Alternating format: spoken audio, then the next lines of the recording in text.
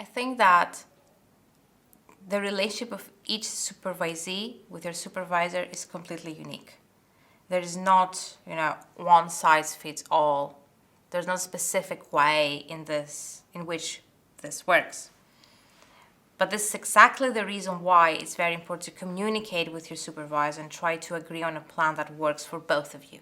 Yeah, I think my supervisor is really very supportive and very responsive. Actually, I didn't expect to have this before starting my PhD because, before doing my PhD, I heard people saying that, well, sometimes, like in universities all over the world, the supervisors might be very busy, so you could only have an opportunity to talk to your supervisor about your studies, for example, 1 or 2 times a month. But actually now I'm communicating my experiment results with my supervisor once per week. So it's really very responsive and very supportive, and this makes up a very important part of my PhD experience. I think PhD is like a final level training one person can have if they want an academic career. And you need someone already trained that actually exposing how it is supposed to be, or how your mind's supposed to think critically, how you ask questions, and how you can design experiments or a path that you're gonna reach the answers of those questions. So these are not easy to learn by one just working oneself. But also see them as, someone that you can really go to for advice.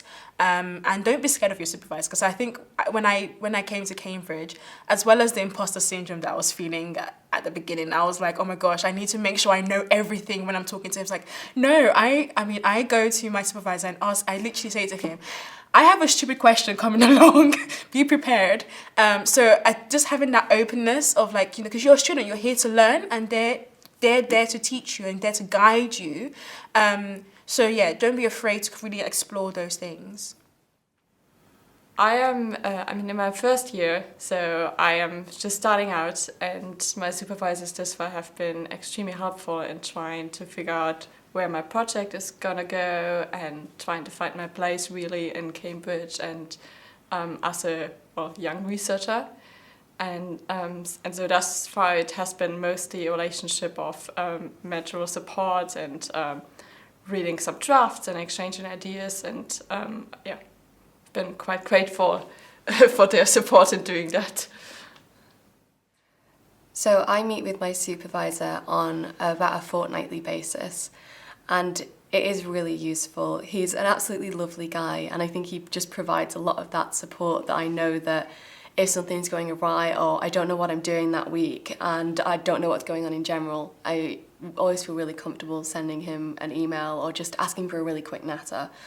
He also gives me really useful constructive feedback, which is difficult for me sometimes because I feel like when I've done a piece of work and I'm so proud of it and I put it in and it comes back all in red, I feel a bit personally attacked. So I've had to spend some time kind of detaching those two things, because I know that all of these things he's saying meant in a very, very loving way.